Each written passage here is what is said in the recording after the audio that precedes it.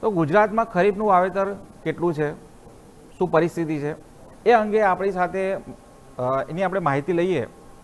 તો રાજેશભાઈ રાઠોડ છે, જે આપણી સાથે કૃષિ નિષ્ણાત છે, એ જોડાયા છે. રાજેશભાઈ, રમેશભાઈ, આપનું સ્વાગત છે. નમસ્કાર.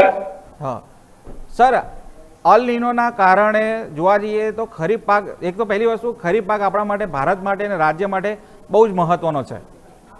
અને અલ નીનોની અસરના કારણે પાકની કે ઉત્પાદનની અંદર કોઈ સંકોચન આવી રહ્યું છે?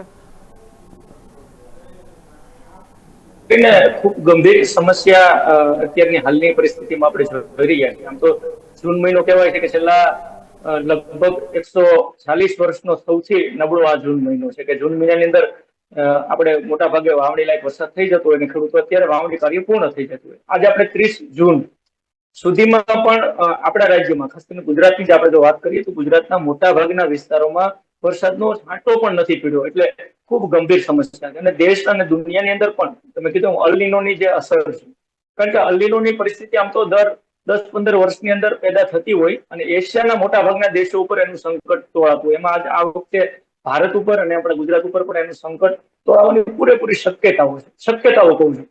એ શક્યતાઓને ધ્યાને લઈ અને ખેડૂત મિત્રોએ આયોજન પણ કરવું જ પડશે. ભારત સરકાર અને ગુજરાત સરકારના કૃષિ વિભાગ અને સાથે જોડાયેલા હવામાનના જે વિભાગો છે, એમના તજજ્ઞો આ ઉપરનો એક એક્શન પ્લાન પણ બનાવી રહ્યા છે કે આવતા દિવસોમાં એના માટે શું કરી શકાય. તો ખેડૂત મિત્રોને પણ આપણા માધ્યમથી મારે ખાસ જણાવવાનું કે અલ નીનોની અસરને લીધે વરસાદ ઘણી વખત ખૂબ ઓછો થતો હોય, દુષ્કાળ જેવી પરિસ્થિતિ પેદા થતી હોય, ઘણા વિસ્તારોમાં જે વરસાદ વગરના લીધે વાવણી પણ નથી થતી, તો ખેડૂતોને ખૂબ અસર પડવાની સંભાવનાઓ છે. હવે જ્યાં વરસાદ હજી પણ આગાહી પ્રમાણે આપણે જુલાઈ મહિનાના પહેલા અઠવાડિયાની અંદર જો વરસાદ થઈ જાય તો વાવેતરને જે આપણી ગુજરાતની પેટર્ન છે એની અંદર કપાસ, મગફળી, સોયાબીન, એ સિવાયના કઠોળના પાકોની અંદર ખાસ કરીને અડદનું, મગનું વાવેતર થતું હોય, તેલીબિયાંની અંદર તલનું વાવેતર થતું હોય, ઘાસચારાની અંદર જુવાર બાજરાનું વાવેતર થતું હોય, તો આ બધા પાકોનું વાવેતર કરી શકાય. પણ હવે થોડીક કાળજીઓ લેવાનો સમય છે, કારણ કે જો અલ નીનોની અસર થાય અને તમે જેમ કીધું એમ કે સૌથી વધારે જે જિલ્લાઓ છે એની અંદર વધારે ગંભીર સમસ્યાઓ પેદા થાય, એમાં ગુજરાતના જિલ્લાઓ પણ હોઈ શકે. તો દરિયાકાંઠાના વિસ્તારો છે કે જ્યાં આ સમસ્યાઓ પેદા થઈ શકે, તો એના માટે ખેડૂત મિત્રોને ખાસ કરીને એક તો દુષ્કાળ અથવા ઓછા પાણી સામે સહન કરી શકે એવા પાકો વાવવા જોઈએ. એમાં ખાસ કરીને બાજરો, જુવાર જેવા પાકો અથવા તો ટૂંકા ગાળાના પાકો, તલ, મગ, અડદ જેવા ટૂંકા ગાળાનો પાકો વાવેતર કરવું જોઈએ. જો મગફળી વાવવી હોય તો મગફળી માટે પણ ટૂંકા ગાળાની જાતો, એટલે કહેવાય ને કે જે જાતો 100 થી 105-10 દિવસમાં પાકી જાય એવી જાતોનું વાવેતર કરવાનું થોડુંક આયોજન કરવું જોઈએ. કપાસ જેવા પાકો જે લાંબો સમય, જ્યાં પાણીની સગવડ જ ખેડૂત પાસે નથી, ચોમાસા આધારિત ખેતી હોય, તો એ પાકનું વાવેતર ટાળવું જોઈએ. તો આ એક એક્શન પ્લાનનો ભાગ છે. બીજું મારી ખાસ ભલામણ છે કે ખેડૂત મિત્રો, જો આ પરિસ્થિતિ પેદા થાય તો તમારે જે પશુધન છે એના માટે ઘાસચારાની વ્યવસ્થા અત્યારથી જ કરવી પડે. તો એવા પાકો તમે ખાસ વાવો. મકાઈ છે, જુવાર છે, બાજરો છે, આ પ્રકારના ઘાસચારાના પાકો વાવી અને આખા વર્ષ માટે, કારણ કે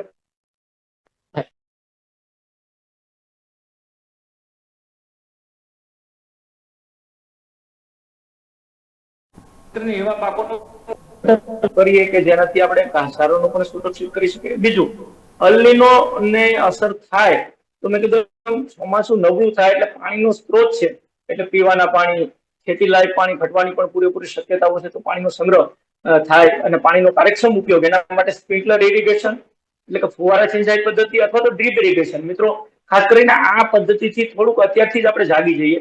જ્યાં જ્યાં જરૂર પડે ત્યાં પાણીનો કાર્યક્ષમ ઉપયોગ કરવાની શરૂઆત કરી દઈએ. બીજા જે વાવણીનો મેં કીધું એમ કે વાવણી બાકી છે અને હવે જુલાઈ મહિનામાં આશા એવી રાખે કે વરસાદ સારો જ થાય, આ અલ નીનોની અસર આપણા ઉપર પડે જ નહીં, કુદરત પાસે એવી જ માગણી કરીએ. પરંતુ સંભવિત જે વિજ્ઞાનના આધારે આ બધી જે આગાહીઓ થઈ રહી છે એની સામે લડવા માટે ખેડૂત મિત્રોએ પણ આયોજન કરવાનો સમય છે. એટલે મેં કીધું પશુના ઘાસચારાની વાત હોય, પાણી સંગ્રહની વાત હોય, પાણીનો કાર્યક્ષમ ઉપયોગ કરવાની વાત હોય, ખાસ કરીને જમીનમાં ભેજ સંગ્રહ શકાય એટલા માટે મલ્ચિંગનો ઉપયોગ કરીએ. એની અંદર આચ્છાદન જેને આપણે કહીએ અથવા મલ્ચિંગ કહીએ, તો ખાસ કરીને ઘાસનું મલ્ચિંગ એટલે લાઈવ મલ્ચિંગ કરીએ. અથવા પાકો છે એની અંદર મિશ્ર પાક પદ્ધતિ, ઘણી વખત ખેડૂત મિત્રો ખાલી મગફળી તો કપાસનું વાવેતર કરતો, વચ્ચેના ભાગમાં કઠોળ પાકો છે, જે ટૂંકા ગાળાના પાકો છે, એ પાકોનું વાવેતર કરીને પણ ખૂબ સારી આવક પણ લઈ શકે. અને સાથે સાથે કહેવાય કે નાઇટ્રોજનનો ઉમેરો કરીને જમીનની ફળદ્રુપતાની વાત હોય, અથવા તો મલ્ચિંગ થવાને લીધે ભેજ સંરક્ષણ વધારે રહેવાની જે વાત હોય એ પણ આપણે કરી શકીએ. તો ખેડૂત મિત્રો ખાસ કરીને અલ નીનો જે અસરો થવાની સંભાવનાઓ છે, દેશની ઉપરનું આ જે સંકટ આવવાની જે સંભાવનાઓ છે, એના માટે આપણે પણ પ્લાનિંગના ભાગરૂપે ખેડૂત તરીકે મેં જે મુદ્દાઓ કીધા એ મુદ્દાઓને કાળજીપૂર્વક કરવાની ખૂબ જરૂર છે. સર, આપણે બહુ સારી રીતે સમજાવ્યું કે જ્યારે પાણીની અછત હોય તો જે કહેવાય કે વધુ પાણીવાળા પાક ના લેવાને, ઓછા પાણીમાં તૈયાર થતા હોય જે પાક છે, બાજરો છે, જુવાર છે, એનું વાવેતર કરવું જોઈએ. સાથે આપણે બહુ સરસ રીતે સમજાવ્યું કે પાણીની જે અછત છે એના માટે ડ્રીપ ઇરિગેશન, ફુવારા, મલ્ચિંગની સિસ્ટમ જે કહેવાય ખેડૂતો અપનાવવી જોઈએ. તો સર, આપ અમારી સાથે જોડાયા, આપનો ધન્યવાદ.